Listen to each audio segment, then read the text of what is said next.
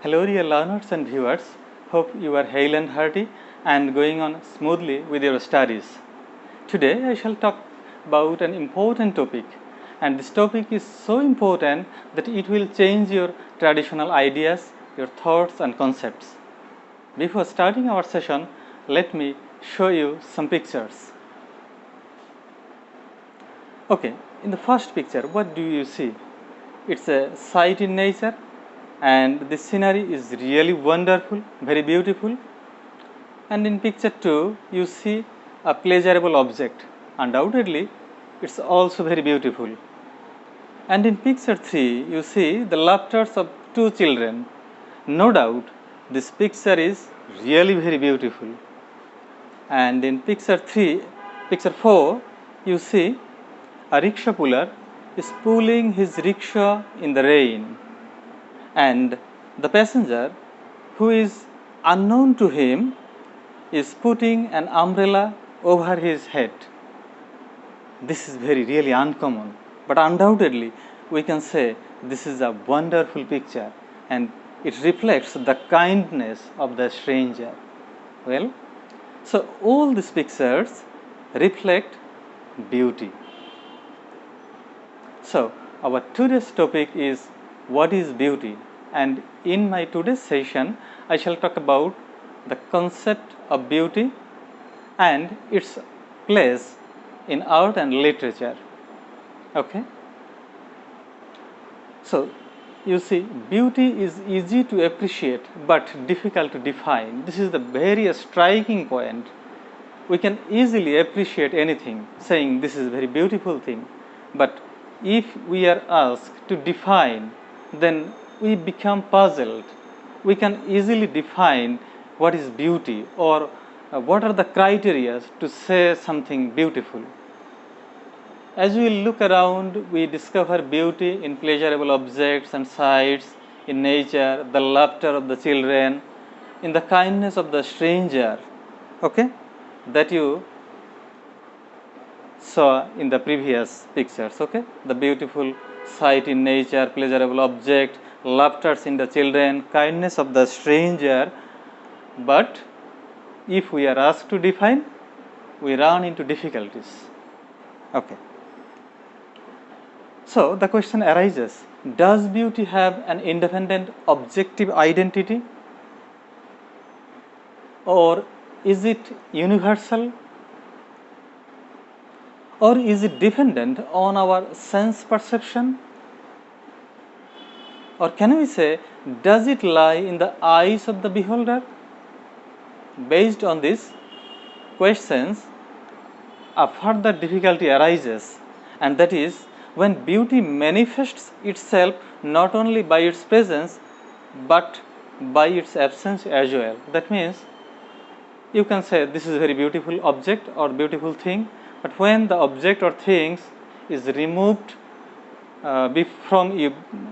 from, then again you say that yes, that or this object is very beautiful.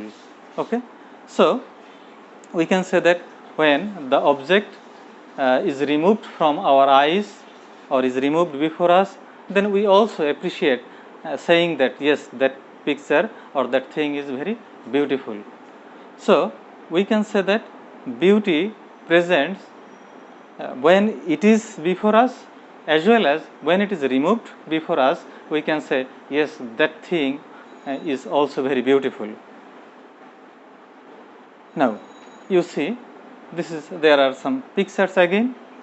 In the first picture, this is a very ugly picture, you see, and in the second you see a man is torturing his wife, and in the third picture you see the picture of a famine. I mean, some poor people, they are waiting for food. Now the most important thing, when we are repulsed by the ugliness, we desire beauty. For example, when we see this ugly picture, we expect beautiful picture. You see, ugly face, beautiful face. So this is our hidden desire. As soon as we see ugly picture, we expect to see something very beautiful. Again, here this is very cruel picture.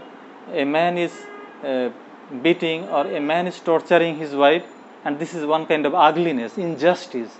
And as soon as we see ugliness or injustice, we expect very beautiful thing or justice.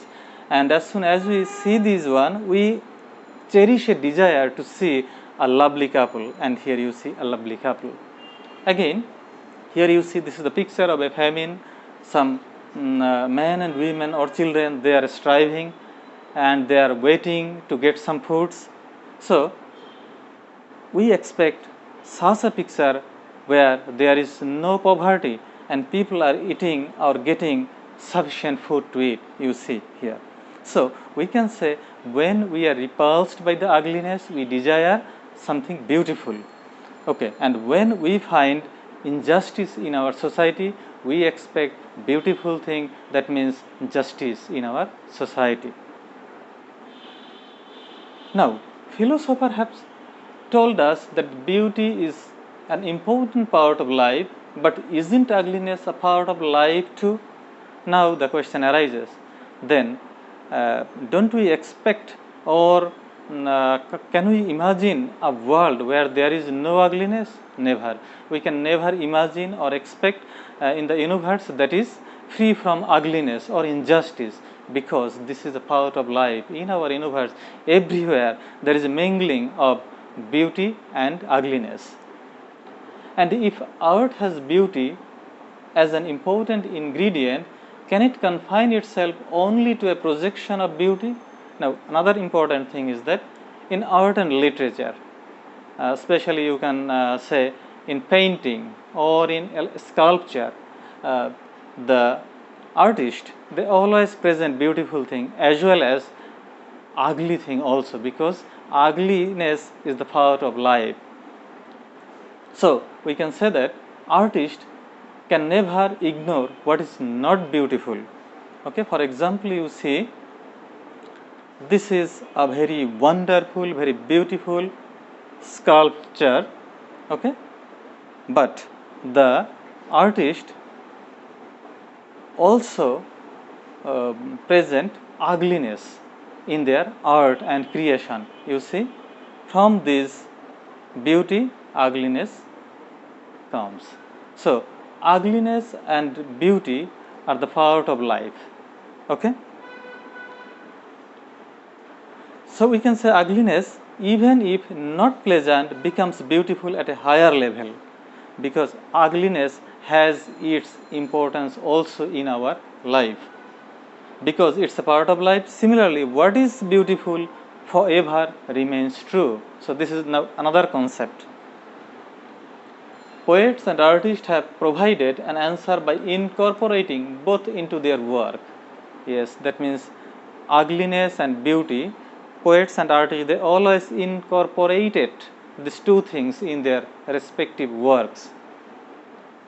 In doing so, they often tied beauty to truth and justice. So what is not beautiful, assume a tolerable proportion as something that represents some truth about life. This is very, very important. Okay, the poets or the artists, they always try to tie beauty to truth and justice. That means where there is a beauty, there must be the truth or justice, because without truth and justice, there is nothing can be beautiful. Okay, so to be beautiful, truth and beauty must present there. Okay, so what is not beautiful, assume a tolerable proportion as something that represents some truth about life. Another important thing is that the thing that is not beautiful, that is ugly, but also represents our life, is indicates beauty, because it represents our real life, and the thing that represents the real life, our real life, that is beautiful.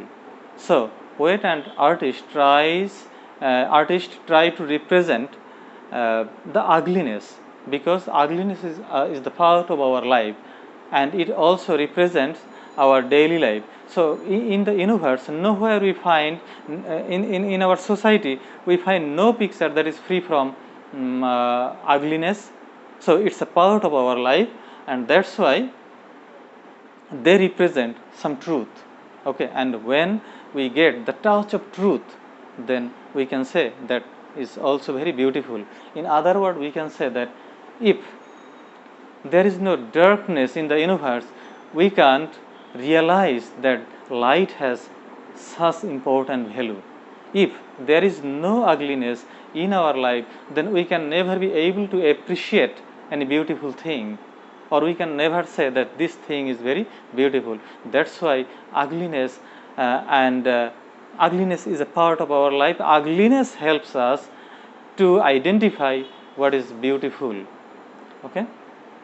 And John Keats, the Romantic poet, wrote in his celebrated Ode on a Grecian Urn, beauty is truth, truth beauty, that's all you know on earth and all you need to know. Okay, you see, this is the picture of urn. And John Keats, while visiting the British Museum, he saw this beautiful urn, and then he wrote this ode on a Grecian urn, and it was completed in May 1819, but its first printing came in January 1820. And in this poem, he says that beauty is truth, truth beauty. That is all you know. That is, here the urn is talking to the poet.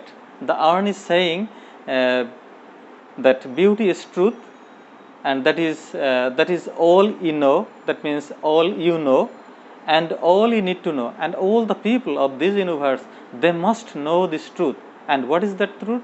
The truth is that beauty must have some truth. Okay. So we can say beauty and truth are one and the same. This fact is all that it is possible to know, and everybody actually needs to know it. That means the poet wants to say that beauty and truth are inseparable. They are incorporated, and they are the part of our real life situation. So we cannot ignore one thing to other. And in beauty we find truth, or we can say if we find any truth, there of course beauty presents.